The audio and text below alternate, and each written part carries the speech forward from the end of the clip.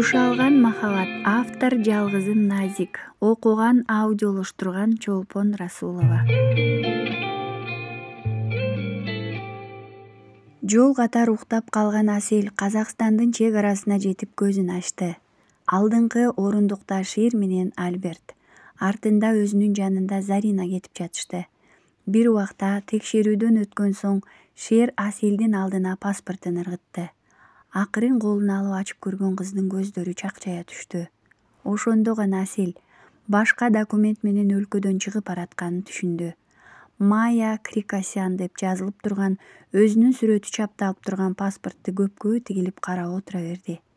Ушул башка ысым, башка фамилия Аселдин жашоосун түп тамырынан бери өзгөртүп саларын ошол кезде да аңдап жеткен жок. Казакстанга келишкен алар дагы ушундай бир особнякка жайгашышты.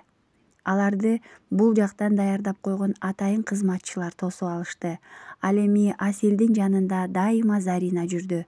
Шердин буйругу менен кызга телефон кармоого да такыр уруксаат беришкен жок. Баягы бала кезинде эрте ойгонуп апасын таппай калып, андан кийин жылдар өтүп чоң энесин жоготуп алгандагы абалына түштү.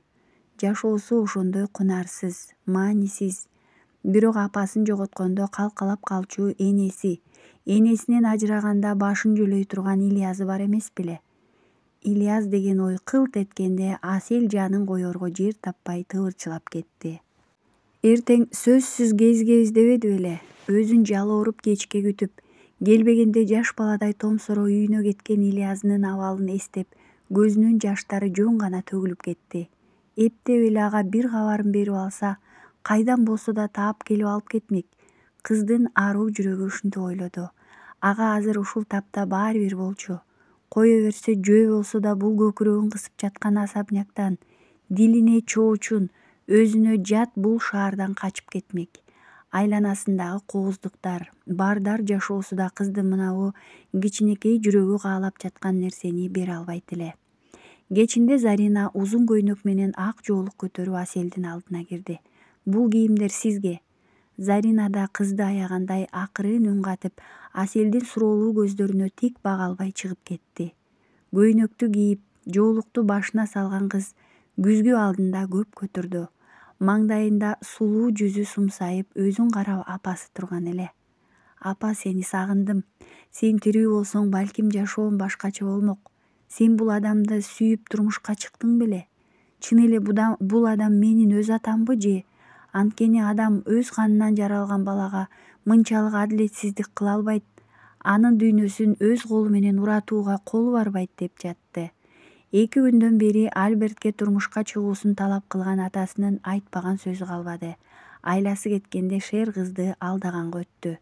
Өзү бизнесте банкрот болуп калганын, төлөбөсө кайра абакка кесилерин, анын бул абалдан жалгыз Асел гана куткарып каларын айтып жалдырады. Кызык жашоо.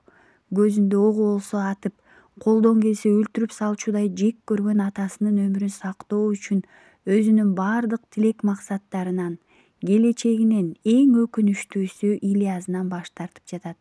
Асел да шарт койгон. Никеге өтөт, бирок Альберт менен бөлөк бөлмөдө жашашат. Аселдин оюна ушундай жол менен алдап качып кетем дегендей план келип макул болду. Бирок кимди ким алдап, тузакка түшүргөнү жатканын билбейт эле. Нике окулду.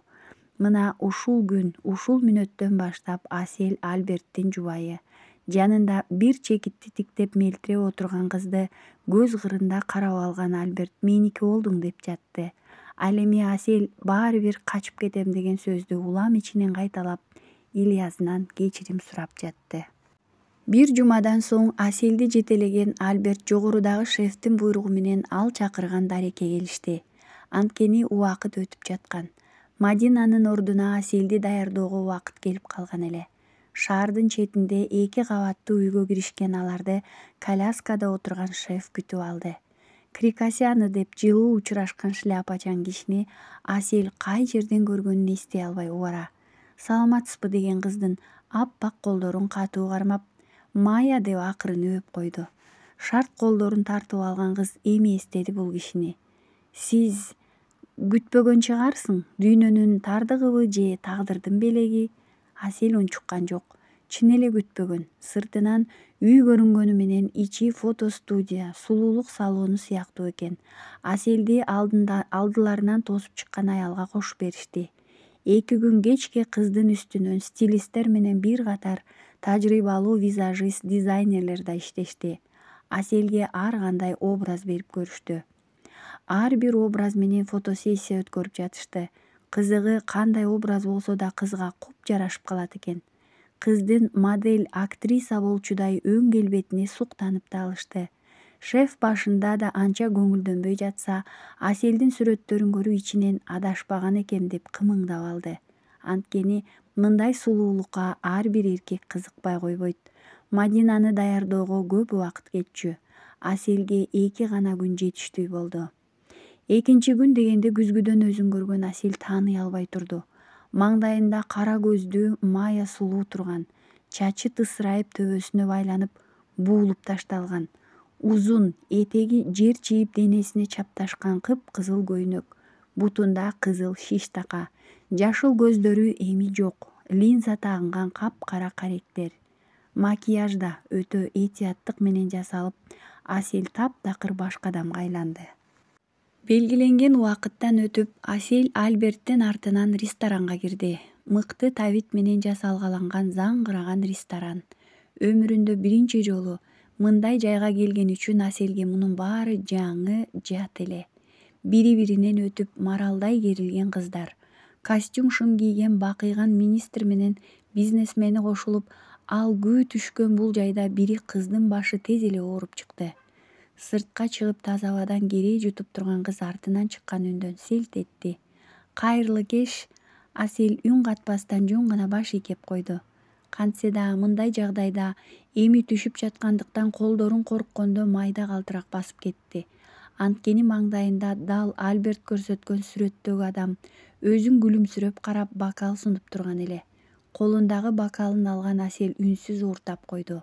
Андан ары экөөнүн ортосунда күнүмдүк сөздөр уланып жатты. Кыз Альберт үйрөткөндөй орус тилинде баарлашып жатты.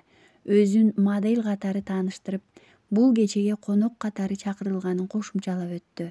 Келишимдүү келбети менен бир көргөн адамды өзүнө тарткан сулуу жүзү бул жерде жүргөн ар бир адамдын көңүлүн бурду.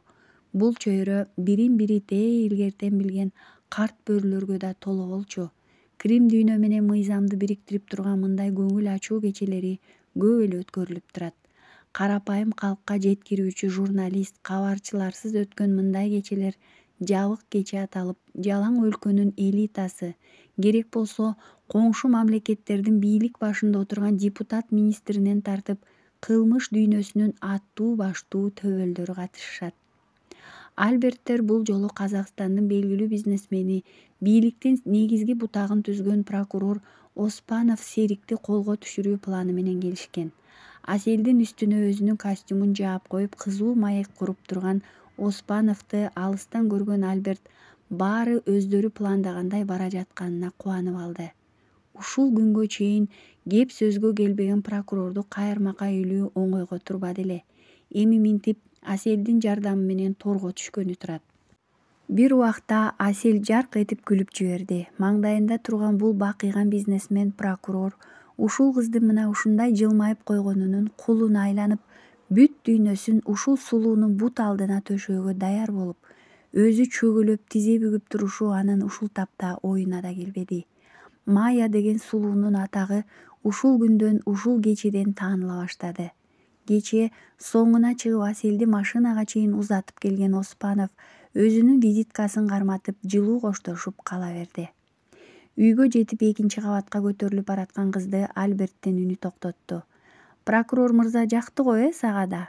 Артына кылчая берген кыз колунда ичимдикти бөтөлкөсү менен кармап, өзүн ызалуу карап турган Альбертти көрдү. Сага эмне айырмасы бар? Магабы? Сен менин аялым экениңди унуттуңбу? Өзүнө жакындай келген жигиттин оозунан ичимдиктин жагымсыз жыты буркурап турду. Бир жагынан уруп турган бул жыттан жүрөгү айлана, экинчи тараптан Альберттин өзүнө мынчалык жакын келишин каалабай, жүзүн буруп ары баскан Асел: аялың болсоң бирөөгө эрмектөөгө салып берип карап отурбай сактап ал, деди. Мен сени аны менен жакын болгонго чейин ишти бүтүр деп буйрук беремин. деди Альберт да. Өзүң жүргөнүң аз келгенсип. Бул кир дүйнөгө мени да аралаштырдың. Эми мага буйрук берчү, сен эмес. Асель өз бөлмөсүнө жетип эшикти жабаарда Альберт кирип келди. Ичимдиктин таасири болдубу, балким Аселди көргөн күндөн баштап кызга болгон каалоо аны бул абалга жеткирдиби, өзүндөгү контролду жоготуп жиберди. Кантип келип кызды кучактап жибергенин билбей калды. Кое бер мени. Асель болгон күчү менен аны түртүп жиберди. Акмак. Майя, деди Альберт энтиккенин баса албай. Мен Аселмин, уктуңбу, Асель? Жок, сен Майясың, менин Майям. Альберт кайра эки аттап кызга жетти да аны кучактап туш келди өпкүлөй баштады. Тийбе мага, жок. Асель жан алык албай колунан чыгып кетүүгө аракет кылып жатты. Альберт биринчи жолу кызга кол көтөрдү. Каршылык көрсөтүп улам өзүнөн итерип жаткан кызды кантип чаап жибергенин да билбейт. Топтой учуп бөлмөнүн ортосуна түшкөн кыздын үстүнө кулап, Аселди кумарлана өбүп жатты. Жок, суранам, тийбе. Кыз ордунан туруп кетүүгө аракет кылып обдулган сайын Альберттин муштумуна кабылып жатты. Акыры көздөрүнүн алды тумандап барып эсин жоготту. Асель! Ильяс бакырып ойгонуп кетти. Жүрөгүнүн дүкүлдөп соккону басылбай кара терге түшүп кетиптир. Эмелки көргөнү түш экенине ишенип ишенбегендей отурган ордунан секирип туруп бир нерсесин жоготкондой айланасын издеп жатып токтоду. Сыртка суу ичкени чыгып баратса, Салим эне жаңы гана Ильяздын бөлмөсүнө келе жатыптыр. Эмне болду, кагылайын? Түш көрдүм, жаман. Түшкө эмнелер кирбейт? Эртең үйгө арча түтөтүп коелу, балам. Өзү тиги шаарга барып келип эле өзгөрө калдың, деги тынччылыкпы? Асель, көңүлүм тынч эмес, Тайне, деген Ильяс чөмүчтөгү сууну ичип алып терең үшкүрүп жиберди. Үшкүргөн, антпе. Асель тынч бекен, деги аман болсунчу. Тынч эмей, атасы менен го ботом. Тайне, ошол атасы менен болгон үчүн дагы жаалатмын. Сырттагы тапчанга отура асмандагы быжырап турган жылдыздарды карап алды. Түшүн эстеди. Анда да кудум ушундай жайдын жылуу түнү экен. Асель баягы Ильяс берген кызыл жоолукту чачына байлап, гүлдөр өскөн талаада чуркап жүрөт. Артында Ильяс. Кыздын кыткылыктап күлгөнү айлананы толтуруп мынабу жылдызы жайнап, ай нуру төгүлгөн түнгө ан сайын көрк кошуп тургандай. Ильяс эми гана кызга жетип колдон алаарда кайдан пайда болгону белгисиз эле кара булут сыяктуу нерсе экөөнүн ортосуна түшүп кыз көрүнбөй калды. Аселдин Ильяс деп кыйкырган үнү тээ алыстан угулуп угулбай, Ильяс өзү ээн талаада адашып жүргөндөй кара кою булуттардан чыга албай убара. Ильяс деген кыздын ачуу үнү кулак түбүндө жаңырып барып жок болду. Айланадагы кара булут кыз менен кошулуп жоголуп кетти. Колунда болсо кыздын үлбүрөгөн жоолугу кала берди. Айланасын алаңдап кызды издеп кыйкырып жатып ойгонуп кетти. Деги аман болчу, периштем. Аселдин эртең кезигебиз деп жалооруп карап кылчактап кеткен элеси азыр деле эсинде. Күндө ошол жайга барып кечке чейин күтүп жүрдү. Бирок келген жок кыз. Ошол жолукканда кыздын дарегин сурап, баарын тактап албаганына же болбосо Асель айылга кетеличи дегенде колдон алып кете бербегенине ушунчалык өзүн жемелеп жатты. Бир нерсе болгонун жүрөгү менен сезип жатты. Анын үстүнө Асель эч качан минтип дайынсыз кеткен эмес эле. Калдайган шаардын кайсы бурчунан издээрин, таанышы жок калаада кимден жардам сураарын билбей, чайналган абалда айылга келген эле. Эми болсо минтип түшүнө чейин кирип, өзүнүн тынч эмес экенинен кабар бергендей, балким жардам сурагандай санаага салып жатат. Асель көздөрүн ачып, жан чыдагыс оорудан кайра жумуп жиберди. Денеси жанчылгандай ооруганына кошулуп, башы да жарылчудай зыңылдап жатат. Ордунан турууга аракет кылып обдула бергенде бир колу уктоочу керебетке өзүнүн кызыл жоолугу менен байланып турганын көрдү. Өзү болсо үстүндө бир кийими жок, денеси ачык бойдон ээн бөлмөдө жалгыз жаткан экен. Ошондо гана кечээки түнкү каргаша көз алдына тартылып, көздөрүнөн жаштары төгүлүп кетти. Шашыла байланган колун чечип үстүнө жука халатын жамынып ордунан козголду. Денеси кудум өзүнүкү эместей оор тартып, буттары да алга шилтенбей шалдырайт. Керебеттин чекесин кармалап теңселе баскан Асель күзгүнүн алдына келди. келди да көргөн көзүнө өзү ишене албай кетти. Кечеги суп-сулуу куурчактай болуп турган кыз жок. Анын ордуна бетинин соо жери жок көк ала. Оозунун асты жарылып, аккан кан катып турат. Халатын чечти. Денеси да тамтык жок көк ала. Буттарында, колдорунда жана көкүрөгүндө канталап кеткен тактар. Тиштин издери. Көз алдына түнү жырткычтай болуп өзүнө кол салган Альберт тартылды. Өзүнүн чырылдап ыйлап кыйкырып, чапчып жалбарып жаткандарын элес булас эстей алат. Бүттү, деди араң гана шалдырап. Ушул сөзүнө улай аны тастыктап бүткөн сүйүүсүнө кошулуп, акыркы үмүтү жалгыз тамчы менен көзүнөн кулап кетти. Канча турганы деле белгисиз, баары көз алдына тартыла берди. Ильязы, саамайын сылап жүзүнөн акырын сүйүп койгон Ильязынын элеси, анын жыты, көздөрү. Бир убакта жиндин эмедей бөлмөдөгү болгон нерсени талкалап кирди. Болгон үнү менен кыйкырып жатты. Маңдайында турган күзгүнү талкалап, анын сыныгы менен билегин кесип жиберди. Өзүнүн ички сезими менен аруу дүйнөсүндөй чачылып, тозу чыга сапырылган бөлмөнүн ортосуна кулады. Бүттү баары. Кечир мени, Ильяс. Арсыз, акылсыз, сендик болуп сага буйрбаган, периште болуп кирип пластыкка боюрган, жер жүзүнө батпай учуп бараткан асылыңды кечир. Аселдин көздөрү жумулуп, жеңил тарткандай жанчылып сыздаган денесинин оорусу басылып жатып калды. Мая! Бөлмөгө баш баккан Заринанын ачуу чаңырыгы биринчи кабаттагы Альберттин жүрөгүн булкуп алды. Тапырап чуркап кирип келишкен Шер менен Альберт колунан кан кетип жаткан Аселди көрүштү. Зарина жаңы гана кыздын жылаңач денесине шейшеп жапкан экен. Альберт кызды так көтөрө чуркап кетти. Шер ошол ордунда каткан бойдон калды. Аселдин жерде жатканы мындан бир канча жыл мурун дал ушинтип жаткан кундузду эсине түшүрдү. Жүзүндөгү көк ала тактар менен оозунан сызылып аккан кан. Асел белгисиз ааламда жүрдү. Жапжашыл муздак чөптөргө жылаң аяк бут менен тебелегенде бүт денеси бир чыйрыгып алды да магдырай түштү. Кудум жомоктогу ааламга түшүп калгандай жайнаган гүлдөр, асмандагы каалгыган аппак булуттар жерде жүрөт. Чуркап баратты кыз. Бирде буту жерге тийип-тийбей канат бүткөнсү учса, бирде алдындагы жумшак жашыл чөптөрдү кадимкисиндей сезип жатты. Ага азыр ушул тапта кайда жүргөнүн, кандай дүйнөгө түшүп калганынын айырмасы жок эле. Билгиси да келбеди. Жөн гана ырахаттана көздөрүн жумуп чуркай берди. Бир убакта мүдүрүлүп жыгылып кетти. Энтиге кайра ордунан тураары кандайдыр бир оор нерсе буттан алып кое бербей кайра жыгып жатты. Аселдин эми дем кысыла коркуу басты. Кайдан экени белгисиз. Каалгыган булуттардын арасынан апасы менен энесин көрдү. Аларда ошол булут сымал аппак кийинип алышкан экен. Жыгылып жаткан Аселдин алдына келип чөгөлөй отурган энеси баягы жылуу колдору менен кызынын маңдайынан сылады. Апасы негедир жакын келген жок. Аселдин көздөрүнөн жаштар төгүлүп баратты. Энеке, сөз сүйлөөгө чамасы келбей ыйлап жатты кыз. Бир караса, баягы денесиндеги тактар пайда болуп калган экен. Энеси улам ошол ооруган денесин сылаган сайын жаны жай алып жыргап баратты. Канча убакыт өткөнү белгисиз. Бир убакта энеси ордунан турганга камынганда Асел этегине жармашып ыйлап жатты. Ала кетме эне, мен силер менен кетем эне. Негедир энеси бир да сөз сүйлөгөн жок.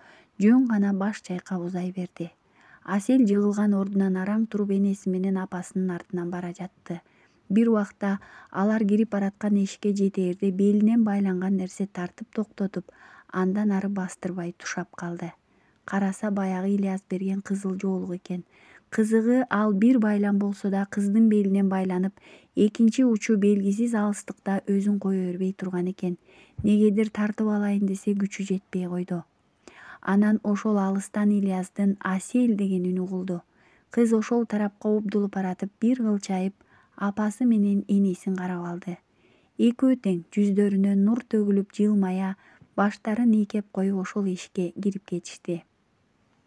Асел бул жолу негедир ичи ачышпай кайра тескерисинче бир күч, кайрат алгандай башын бийик көтөрүп, өзүн чакырган үн тарапка чуркап жөнөдү.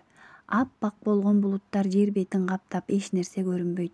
Ильястын үнү жанынан эле чыгып жаткандай, бирок таппай калып жатты. Белинен байланган гана кызыл жоолук кое бербей багыт берип жаткандай. Ильяс деп кыйкырган өттү. Ошол убакта кулагына тийтилдеген үндөргө удаа эле коурашкан адамдардын сөздөрү чала угулуп жатты. Өзүнө келди, деди чоочун эркектин үнү. Жашайт, деди дагы бирөө кубангандай. Асел сөз эмне жөнүндө болуп жатканын жакшы аңдай албай, кайра терең уйкуга көчүлүп баратты. Көзүн ачты. Асел көздөрүн ачып, бирок бир нерсе көрбөй эле үндөр угулуп жатты. Көздөрүн кайра жумуп ачып, ирмегилеп жиберип, анан бозоргон шыпты көрдү. Суу. Оозуна биринчи ушул сөз келди кыздын. Зарина кыздын кургап кеткен оозун нымдуу чүпүрөк менен суулап жатып, бурчта көздөрү алайып отурган Альбертке сүйлөдү. Врачты чакырып келерсиз. Кыз өз жанына кол салып ооруканага түшкөндөн бери Альбертти акылынан ажыраган немедей нес абал жүргөн. Адам өмүрүндө канча жолу өлөт.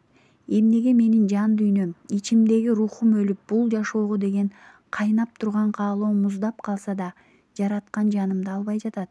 Мындан өткөн эмне сыноон калды эле. Аселдин жашоосунда өзү менен өзү сүйлөшүү мезгили башталгандай, буркурап ыйлабады, Альбертти жек көрбөдү.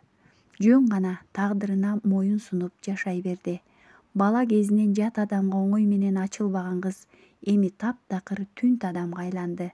Кээде гана өзүн жандап жүргөн Заринага сүйлөбөсө дээрлик үнү чыкпайт. Бирок ошол эле убакта анын ичинде болуп көрбөгөндөй согуш жүрүп жаткан. Ичине бир эмес, 3-4 Асел кирип алгандай, ар кандай ойлордон өзү чаташып кетчү. Өзүнө кол салгандан туп-туура бир ай өтүп, кыз ошол кечеде таанышып, тузагына түшүргөн Оспанов Серик менен жолугушуп, маңдайында отурду.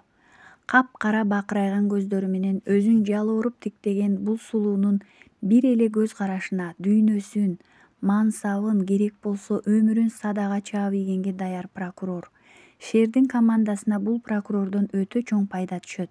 Анткени бир эле Кыргызстан эмес, коңшу мамлекеттен да товар ташуу жүргүзүлүп, аны менен бир катар маселелер жаралган болчу. Ал эми Оспанов буларга эң сонун мүмкүнчүлүк. Чек арадан ири өлчөмдө товар чыгарууну көзөмөлдөп берсе эле. Асел аны тузагына түшүрүп берди. Агам деп Альберт менен тааныштырып, Оспановду да өз иштерине кошуп алышты. Тагыраагы эч кандай коррупциялык иштерге киришпеген, мыйзамсыз аракеттерди жасабаган шаардык прокурор бир сулуу үчүн Крим дүйнөгө аралашты. Асел эртең мененки тамактан соң өзүн жаман сезе баштады. Анан да акыркы күндөрү шалдыраак уйкусу келип, жаны жер тарта бергендиктен Заринаны ээрчитип текшерүүдөн өткөнү келишти. Кош бойлуусуз. Кубануу керекпи? Албетте, мындай учурда ар бир аял кубанат да. Бирок Асел, анын жагдайы 8 жумалык аппарат менен текшерип жаткан аял кубанычтуу сүйлөп жатты. Асел гана эмес, маңдайында өзүн карап турган Зарина да шок абалда. Өзүндөгү өзгөрүүнү байкап жүргөн менен мээсине кылт эте калган бул ойдон чоочуп жүргөн. Эми кантем, Альберттин баласы. Эрксизден титиреген колдору менен курсагын сылап жиберди. Кайра эле апасын эстеди.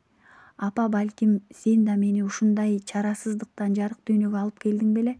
Апасынын тагдырын кызы кайталайт дешсе ишенбеген элем. Чын эле ошондой болуп жатабы, апа? Балким курсагымдагы бул күнөөсүз периште да кыз болсочу? Анда мунун да менин тагдырым сыяктуу азаптуу жашоо күтүп алабы? Андан көрө жарык дүйнөгө алып келбей койсомчу? Үйгө кирип келишкен Асел менен Заринанын алдынан Альберт тосуп чыкты. Баары жакшыбы? Альберт 2-кабатка бара жаткан Аселди бир карап алып Заринадан сурады. Анткени Аселдин сүйлөбөй жүргөнүнө көнүп калган. Суроо берген менен пайда жок, баары бир жооп бербейт. Зарина сумкасынан дарыгердин жазып берген корутундусу менен УЗИ кагазын алып чыгып Альбертке сунду. Мунуңду түшүнбөйм, жөн айтчы. Альберт колундагы кагазын стол үстүнө ыргытып жатып сүйлөдү. Кош бойлуу аялым, эмне? Жаңы гана диванга отурган Альберт ийне сайгандай атып турду. Кандайча кош бойлуу? Эмне жорук жасаган элең? Ошонун мөмөсү. Зарина өзүн таң калып да чочуп да карап турган Альбертти акшыя карап алып 2-кабатка көтөрүлүп кетти. Асел кош бойлуу, менин балам. Эми эле эмне кылаар айласын таппай чоочуп турган Альберттин жүрөгүн бир башкача жылуу сезим аралап өттү. Аселдин курсагында менин балам, бул эң сонунда. Балким Аселдин жүрөгү балага жибип мени да кечирер, атүгүл сүйүп калуусу да толук мүмкүн да. Альберт шашып калды. Стол үстүндө турган телефонду алып кимдир бирөөгө чалып жатты. Алло, шеф, кайдасыз? Мен сизге өтөйүн. Макул, азыр барып калам.